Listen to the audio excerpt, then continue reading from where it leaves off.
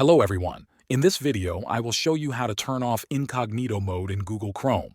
First, close Google Chrome if it is already open. Then go to the search bar on your computer and type regedit. Open the registry editor and allow it to make changes if asked.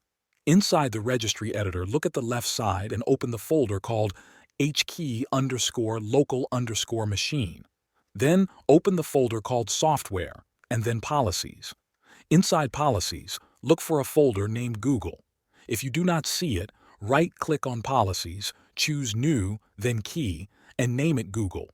Inside the Google folder, make another new key and call it Chrome. Now, click on the Chrome folder. On the right side, right-click on an empty space, choose New, then dword 32-bit value.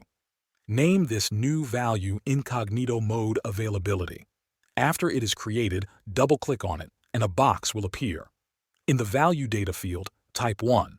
Make sure the base is set to hexadecimal, then click OK. When you are done, close the registry editor and restart your computer. After that, open Google Chrome. You will notice that the option to open a new incognito window is gone from the menu.